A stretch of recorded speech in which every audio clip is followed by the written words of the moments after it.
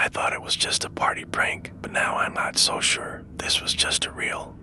My name's Dylan Hartman. I'm a bartender, so I'm used to reading people. It's kind of my thing, watching the room, figuring out who's having fun, who's on edge. So when I went to my buddy's birthday party last weekend, I didn't think anything could throw me off. I was wrong. The party was at this old event space downtown. It had these creaky wood floors and heavy furniture, the kind you'd expect in a Victorian mansion, not a birthday party. The lights were dim and the air smelled faintly like old books and something metallic. I joked with my friends that the place could double as a haunted house. I guess I wasn't too far off. At first, everything was normal. The music was playing, people were laughing, and the drinks were flowing. It was a solid party, nothing out of the ordinary. I was hanging near the bar, chatting with a few friends, when I noticed someone standing in the corner of the room. A guy in a dark suit, just leaning against the wall, watching. He didn't look like anyone I knew, but that wasn't unusual. Parties like this, there are always a few people you don't recognize. What was weird, though, was how still he was. He wasn't talking to anyone, not even holding a drink. Just standing there with this faint smile on his face, something about it felt off. I tried to shake it off, figuring he was just one of those quiet types who prefers to hang back. But as the night went on, I couldn't stop glancing at him. Every time I looked, he was still there in the same spot, watching the room like he didn't quite belong. My friends didn't seem to notice him, which felt strange too. Eventually, I nudged one of my buddies and asked, "Hey, who's the guy in the suit?" My friend looked at me, confused. "What guy?" he said, scanning the room. I pointed toward the corner, but when we looked, the guy was gone. The wall was empty, just an old mirror reflecting the party behind us.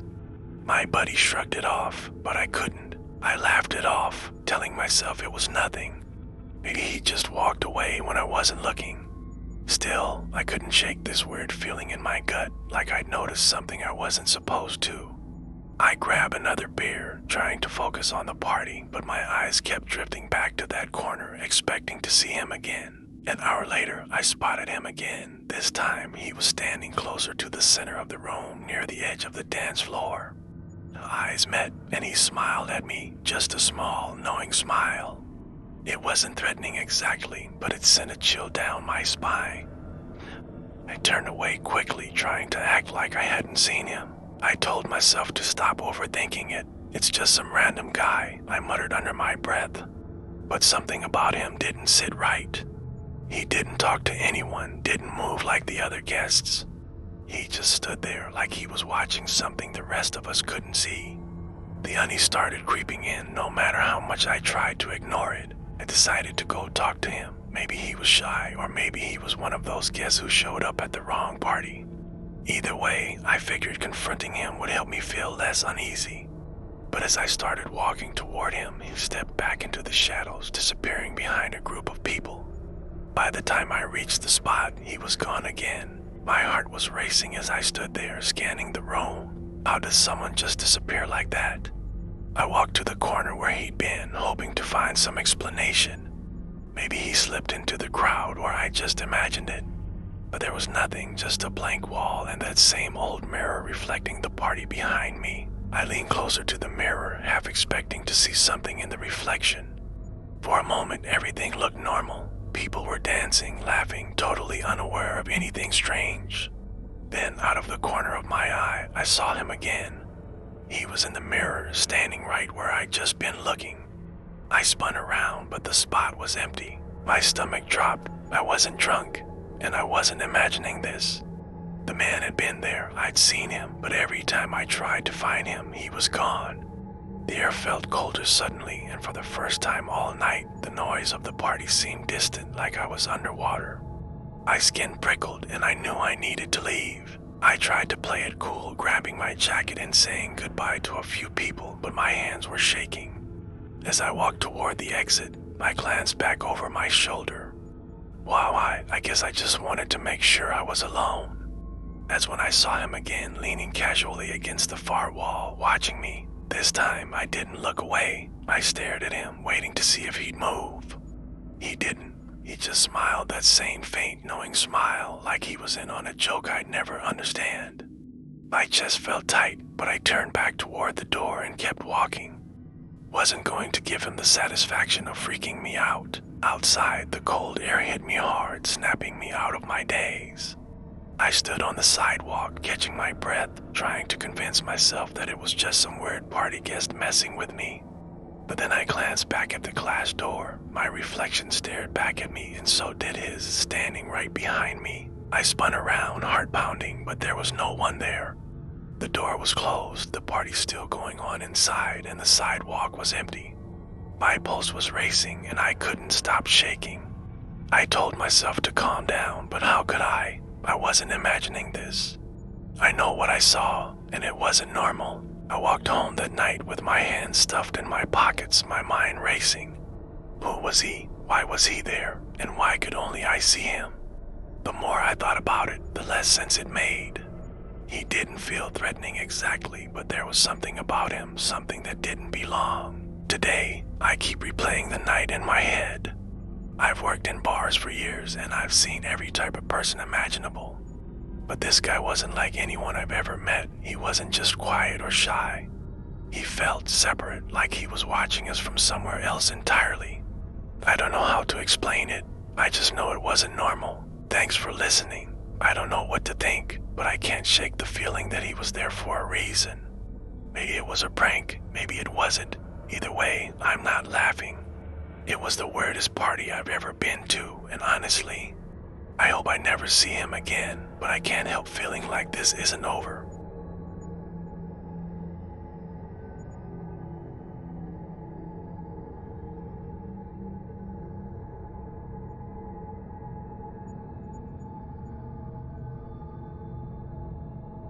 The strangest thing happened at my nephew's birthday, and I can't get it out of my head. My name's Bryce Hendricks. I work as a music librarian, spending most of my time cataloging records and rare sheet music. I've always preferred the company of sounds over people. Parties aren't my thing, but I made an exception for my nephew. He's a good kid. The party was loud, chaotic, everything you'd expect from a 6-year-old's birthday. Kids running around with frosting on their faces, parents chatting about soccer practice. I smiled and nodded, but honestly, I was looking for an escape. That's when I spotted it, a small, antique music box sitting on a side table in the corner of the living room. It caught my eye immediately. The box was beautifully carved with delicate floral patterns and faded gold accents. It looked completely out of place next to the modern decorations and plastic party favors. Curious, I walked over to get a closer look. I didn't touch it, just admired the craftsmanship. It was the kind of thing you don't see every day. First, I didn't think much of it. I assumed it was a decorative piece someone had forgotten to put away. But later, while I was grabbing a drink from the kitchen, I heard it playing. A soft, haunting melody floated through the air. I looked around, expecting someone to be nearby winding it up, but no one was there. The sound was mesmerizing, almost hypnotic. Wandered back into the living room, and there it was, sitting exactly where I'd seen it earlier. The music was fading, the last few notes hanging in the air. I stood there for a moment, confused. It didn't seem like anyone had touched it. I shook it off, figuring I was overthinking it, but as the party went on, I started noticing something strange. Every time someone walked past the music box, the melody seemed to shift. When my sister stood nearby, it played a cheerful, almost playful tune. But when I walked by, the notes turned slower, sadder, like a lament. It wasn't just my imagination, the changes were deliberate. Curiosity got the better of me, so I asked the host about it. That old thing, they said, laughing. Found it in the attic when we moved in. It's been sitting there ever since. I didn't even know it worked. Their casual response only made me more uneasy. If they hadn't touched it, why was it playing, and why did it feel so alive? I tried to ignore it, focusing on the party instead. But the music box seemed to follow me in a way. I'd hear it faintly in the background no matter where I went. One point, I was outside watching the kids play in the yard, and I could have sworn I heard those soft, haunting notes drifting through the open window. As the party started winding down, I found myself back in the living room alone with the music box. The noise of the party faded into the background, and I couldn't resist getting a closer look. This time, I reached out and touched it, my fingers brushing the cool, carved surface. Without thinking, I wound the small key on its side. The melody began to play, fuller and richer than before. It was beautiful, but there was something unsettling about it. Layers of sound emerged, almost like hidden harmonies. I felt a strange pressure in the air, like the room was holding its breath. My skin prickled, and for a moment, I thought I heard faint whispers weaving through the music. The whispers faded as the melody ended, leaving the room eerily quiet. My fingers hovered over the music box, and I felt the hairs on the back of my neck stand up. The air around me felt heavier, colder, like I wasn't alone. I pulled my hand away quickly and took a step back, my pulse racing. I couldn't explain it, but something felt wrong. Just then, my sister walked in, startling me. She laughed, asking if I was finally enjoying myself. I nodded quickly, not wanting to explain why my hands were trembling. She glanced at the music box and asked, "Did you wind it up?" "Don't think I've ever heard it play before." I just shrugged, pretending it was no big deal. As the party ended and guests began to leave, I found myself lingering near the music box again. It felt like it was drawing me in. Before I knew it, I was asking the host if I could take it home. I claimed I wanted to restore it, but that wasn't entirely true. I just couldn't leave it behind. The host didn't hesitate. "Sure, take it." Honestly, it kind of creeps me out. "We've had it for years and no one ever uses it." The response only made my unease grow. Still, I packed the music box carefully into my bag, thanking them as casually as I could. On the drive home, I couldn't stop glancing at it in the passenger seat. Once I got home, I set the music box on my desk and stared at it for a long time. It looked harmless, just a beautifully crafted antique. But the room felt different with it there, like it had a presence. I tried to convince myself I was being ridiculous, but the weight in the air was undeniable. I didn't touch it that night. I went to bed, hoping to forget about it until morning. But as I lay in the dark, I heard it, faint at first, then louder, a soft, haunting melody coming from my living room. My heart pounded as I sat up, straining to listen. I hadn't wound it up. It shouldn't have been playing. I forced myself to get up and check. The living room was dark, and the music stopped as soon as I turned on the light. The box sat there still and silent, like nothing had happened. I stood there for a long time, staring at it before finally going back to bed. But I couldn't shake the feeling that it was watching me. The next day, I decided to study it more closely. I inspected every inch of the box, looking for anything unusual. Carvings were intricate, almost too precise, and the key turned with a strange resistance, like it didn't want to move. When I wound it up again, the melody was different, darker, more dissonant. It sent chills down my spine. I haven't told anyone about what's been happening. Honestly, I'm not sure anyone would believe me. The music box shouldn't be able to play on its own, but it does. And the whispers, I can't explain those either. Every time I hear them, I feel like they're trying to tell me something, but I don't know what. Thanks for listening. I know it's just an object, but it feels alive. It feels like it's watching me, waiting for something. I've thought about getting rid of it, but I can't bring myself to do it. Maybe I'm scared, or maybe I'm just curious.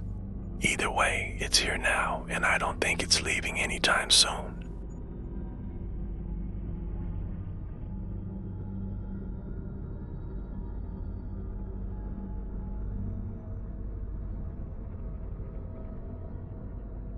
I know this sounds unbelievable, but something wanted to be at that party. I could feel it. My name's Rachel O'Connell.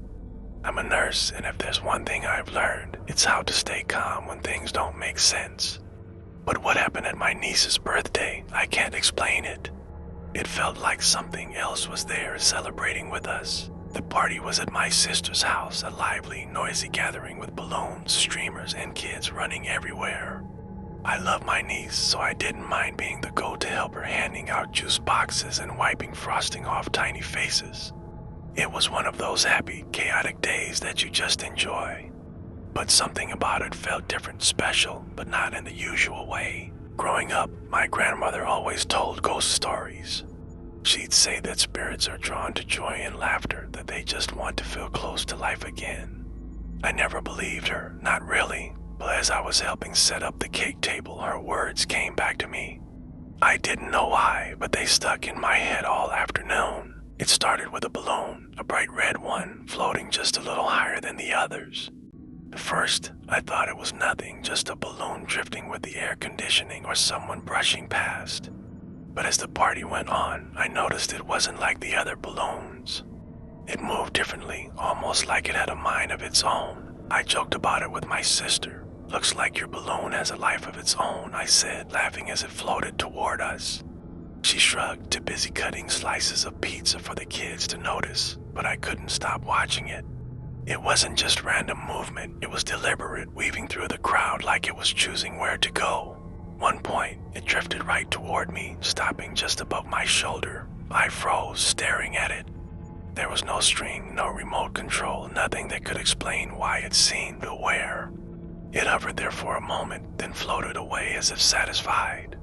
My heart raced, but I told myself it was just my imagination. It had to be, but it kept happening. The balloon seemed to follow people, especially the kids. It floated low enough for them to giggle and reach for it, but never close enough to touch. It wasn't threatening. If anything, it felt playful. Still, I couldn't shake the feeling that it wasn't just a coincidence.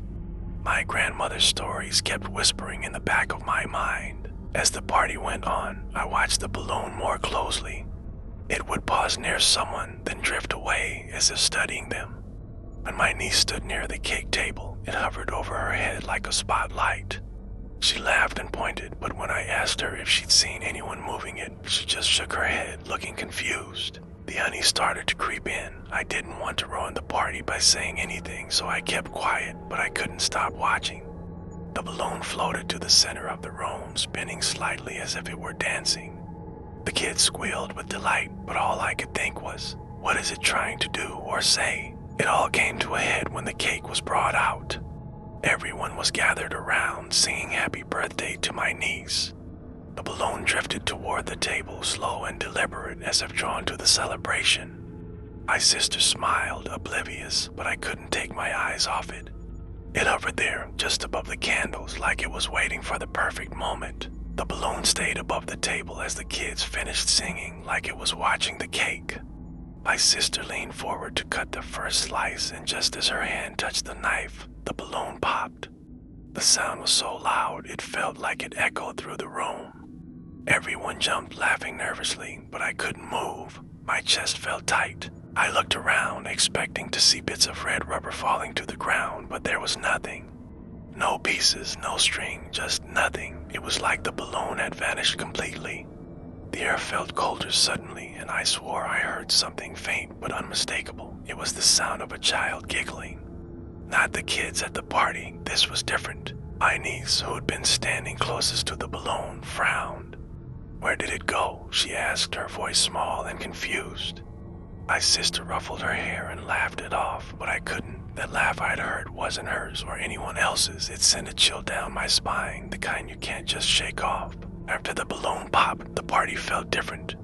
Kids were still running around, but I couldn't focus. My eyes kept darting to the cake table, half expecting the balloon to reappear. My sister teased me, saying I looked like I'd seen a ghost. Just smiled weakly, not ready to admit how unsettled I felt. Once the party started winding down, I helped my sister clean up. I was wiping frosting off the table when I noticed something tucked behind the cake stand. It was a small photograph curled at the edges like it had been there for a long time. I picked it up carefully, my pulse quickening. It didn't belong to my sister, I was sure of that. The photo showed a little boy, maybe 6 or 7, smiling at what looked like a birthday party. He was holding a balloon, red, just like the one from earlier. The background was faded, but I could make out a cake and a few other kids. Something about it felt familiar, like I'd seen that face before, but I couldn't place where. I showed the photo to my sister, but she just shrugged. Weird, probably left by the people who live here before us, she said, tossing it into the trash without a second thought. I didn't stop her, but the uneasy feeling stayed with me. Who was the boy? Why did the balloon pop right over the cake, like it was marking the moment? Night, I couldn't stop thinking about the party. My grandmother always said spirits are drawn to celebrations, especially birthdays. They miss the laughter, she used to say, and the joy of being remembered. The more I thought about it, the more I wondered if she'd been right. Maybe someone just wanted to feel part of the fun again. I haven't told anyone else about the balloon or the photo. They'd think I was crazy, or worse, tell me I was just imagining things, but I know what I saw. The balloon didn't just move on its own, it was drawn to the celebration. And that laugh, I'll never forget it. It wasn't just in my head, it was real. Thanks for listening. I don't know who the boy in the photo was or why the balloon seemed connected to him, but I hope he got what he came for. It didn't feel angry or sad, it just felt curious. Like it wanted to celebrate too, just for a moment. I'll never look at a birthday party the same way again.